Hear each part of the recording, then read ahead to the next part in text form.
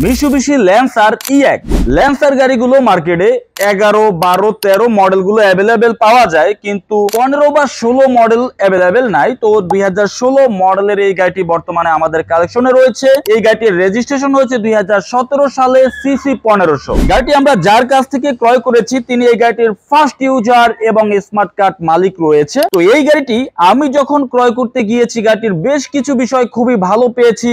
গাড়িটির headlight original, backlight original, সামনে পেছনে বামে ডানের সবগুলো গ্লাস এই গাড়িটির অরিজিনাল রয়েছে। গাড়িটির বডির কন্ডিশন, ইঞ্জিন কন্ডিশন এবং গাড়িটির দামের ব্যাপারে আজকের ভিডিওতে সম্পূর্ণভাবে আলোচনা হবে। বিডি কার ব্লগ এই চ্যানেলটি এখনো যারা সাবস্ক্রাইব করেননি তারা অবশ্যই চ্যানেলটি সাবস্ক্রাইব করুন। গাড়ি সম্পর্কিত বিভিন্ন সময়ে বিভিন্ন তথ্য এবং ভিডিও প্রতিনিয়ত আপনারা আমাদের এই চ্যানেল থেকেই দেখতে পারবেন।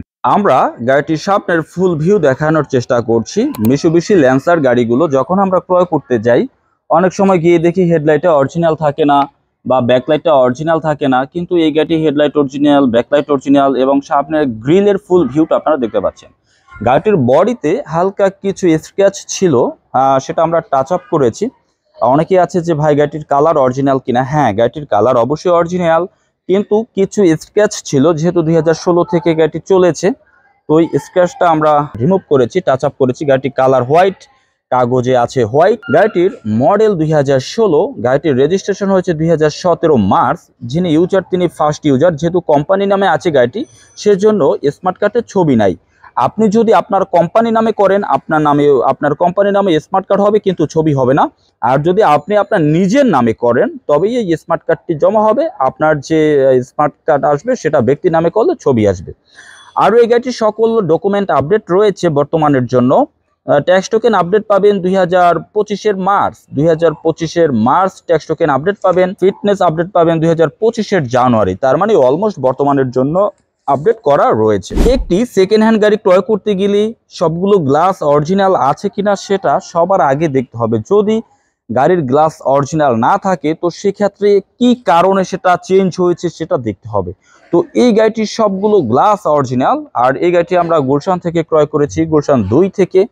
তো এই গাড়িটির সবগুলো গ্লাস অরিজিনাল। সেটা কিভাবে বুঝবেন? এখানে যে মিশুবিশি গাড়ি, যেহেতু মিশুবিশি লোগোটা আছে কিনা এবং গ্লাসের সাইডে যে রাউন্ড বিটগুলো ঠিক আছে কিনা, এই বিষয়গুলো দেখেই আপনাকে বুঝে নিতে হবে যে গাড়িটির সবগুলো গ্লাস অরিজিনাল রয়েছে কিনা। এবং সাইডের এই গ্লাসগুলো দেখে নেবেন এবং মিশুবিশি লোগোটা দেখে নেবেন। একইভাবে সবগুলো গ্লাসই আমরা চেক করেছি। মূল বিষয় হচ্ছে যে গাড়িটির গ্লাস অরিজিনাল থাকবে সে গাড়িটির মার্কেটে যে ডিমান্ড একটু বেশি থাকবে। সে গাড়িটির গ্লাস চেঞ্জ হবে, অবশ্যই কি কারণে চেঞ্জ হয়েছে, সহজ কোনো কারণ নাকি কোনো অ্যাক্সিডেন্ট হয়েছে, সেটাও আমাদের দেখে অ্যানালাইজ করে নেওয়া উচিত। একটি পুরাতন গাড়ি যখন আপনি ক্রয়ের জন্য যাবেন তখন কন্ডিশন কোয়ালিটির উপরে ভিত্তি করবে সেই গাড়িটি আমি ক্রয় করব কিনা বা আমি কি দামে ক্রয় করব। কন্ডিশন ভালো গাড়ির প্রাইস মার্কেটে একটু বেশি মনে করেন। এই গাড়িটি আপনার হাতে যদি গাড়ির কন্ডিশন ভালো থাকে, সবগুলো টায়ার একেবারে যদি নতুন কন্ডিশনে থাকে, তবে সে গাড়িটি যদি আপনি যত্ন করে ইউজ করেন তবে সেই গাড়িটি কিন্তু আপনি কম প্রাইসে কাউকে দিবেন না।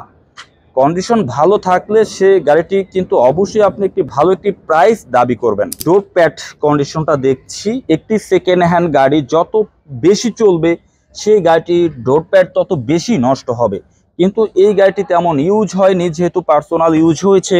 এবং এই গাড়িটি রান করেছে মাত্র 38,949 কিলোমিটার রান করেছে। মাইলেজ খুবই কম।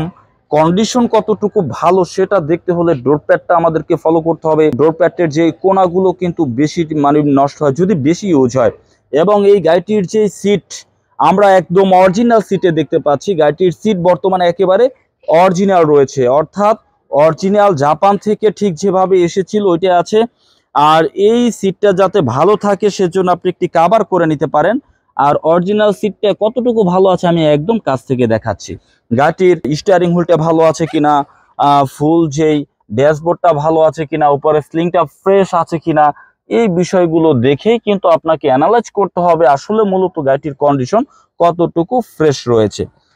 আমি আশা করব যখন আপনি সরাসরি এই গাড়িটি আমাদের শোরুম থেকে দেখবেন, চালিয়ে দেখবেন, গাড়িটির ভিতরে ইন্টেরিয়র, সিট কন্ডিশন, স্লিং কন্ডিশন আপনার অবশ্যই কিন্তু ভালো লাগবে।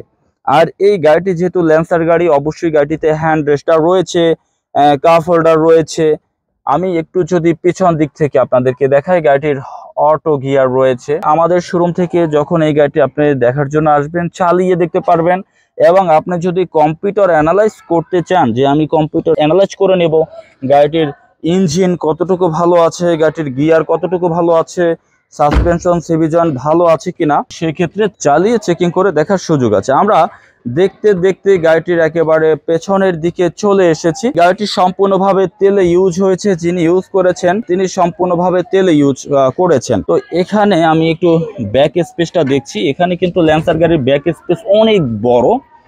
এলিয়ন প্রিমিয়ার থেকে কিন্তু এটার ব্যাক স্পেস, লাকি স্পেস অনেক বড়। স্পেয়ার টায়ার পেয়ে যাবেন, জক হুইলেন্স লিভার পেয়ে যাবেন, এবং জাপানের যে প্যাস্টিং সেলাইগুলো একদম নিখুঁত অবস্থায় রয়েছে। জাপানের প্যাস্টিং গুলো নিখুঁত।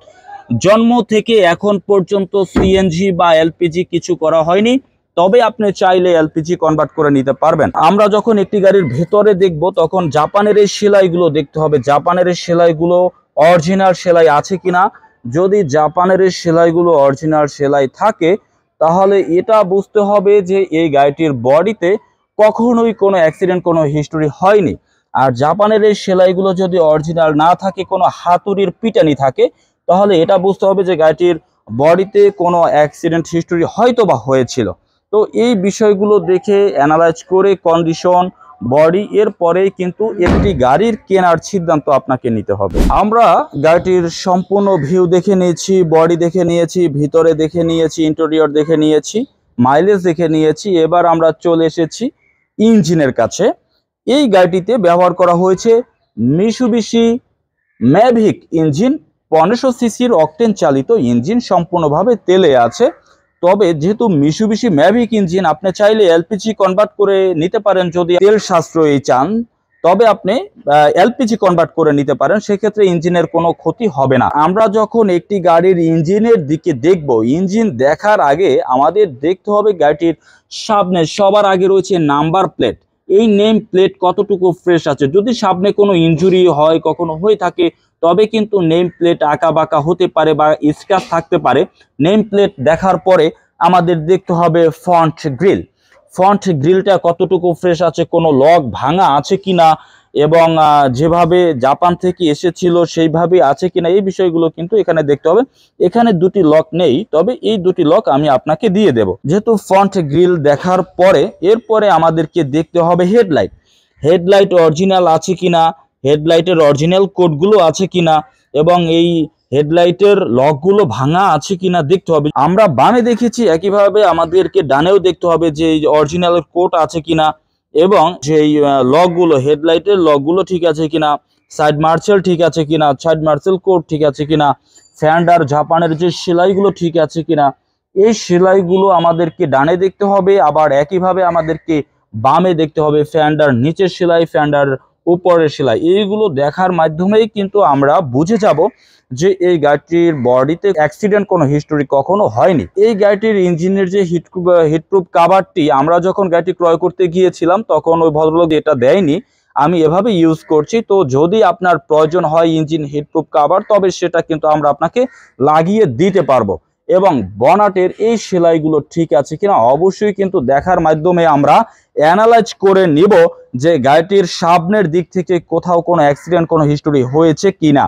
এবং গাড়িটির ভেতরের ইঞ্জিনের ম্যাট দেখে আমাদের বুঝতে হবে গাড়িটি আসলে সত্যি কম চলেছে নাকি বেশি কিলোমিটার চলেছে। কারণ যে গাড়ি যত বেশি ইউজ হবে, চলবে, সে গাড়ির ইঞ্জিনের ম্যাট তত বেশি নষ্ট হবে। সবকিছু মিলিয়ে গাড়িটি আমার খুবই পছন্দ হয়েছে। গাড়িটি হেডলাইট আমরা অরিজিনাল পেয়েছি, ব্যাকলাইট অরিজিনাল পেয়েছি, সামনে পেছনে বামে ডানের সবগুলো গ্লাস অরিজিনাল পেয়েছি, ফাস্ট ইউজার স্মার্ট কার্ড পেয়েছি, কম চালিত একটি গাড়ি পেয়েছি, এবং আমরা একটি তেলের গাড়ি পেয়েছি। তো আমি আশা করব যখন আপনি সরাসরি আসবেন আমার শোরুমে, গাড়িটি দেখবেন, অবশ্যই এই গাড়িটি আপনার নিজেরও পছন্দ হয়ে যাবে। ভিডিওতে সম্পূর্ণভাবে দেখানোর চেষ্টা করেছি Mitsubishi Lancer EX, not GLS. GLS এটা যিনি ইউজ করেছেন তিনি লাগিয়েছেন। 2016 model, 2017 registration, first user smart card. এবার আমরা চলে যাব এই গাড়িটির দামের ব্যাপারে। গাড়িটির মডেল অনুযায়ী, গাড়িটির কন্ডিশন অনুযায়ী গাড়িটির প্রাইস আমার শোরুমের আস্কিং মূল্য 20,20,000 টাকা। আলোচনার মাধ্যমে গাড়িটির প্রাইস কিছুটা কমিয়ে আমরা আপনাকে এই গাড়িটি দেওয়ার চেষ্টা করব। তো আমাদের এই গাড়িটির ব্যাপারে এবং এই গাড়িটির দামের ব্যাপারে যদি আপনার কোনো আলোচনা থাকে, ভিডিওতে আমাদের যে নাম্বারটি রয়েছে এই নাম্বারে যোগাযোগ করে বিস্তারিত জানতে পারবেন। আর এই গাড়িটি সরাসরি দেখতে হলে আপনাকে আসতে হবে আমাদের শোরুমে। লোকেশন ঢাকা বনানী চেয়ারম্যান বাড়ি, রোড নাম্বার 2/3, ফ্লোট নাম্বার 7। শোরুমের নাম A&A কার সেন্টার। আপনি এখান থেকে গাড়িটি ভালোভাবে দেখে শুনে বুঝে চেকিং করে চালিয়ে এরপরে আমাদের এই গাড়িটি ক্রয় করতে পারবেন। তো আমরা আজকের ভিডিও থেকে বিদায় নিচ্ছি। পরবর্তী আরেকটি ভিডিওতে আবার আরেকটি গাড়ি নিয়ে অবশ্যই দেখা হবে। সে পর্যন্ত সবাই ভালো থাকুন। আসসালামু আলাইকুম।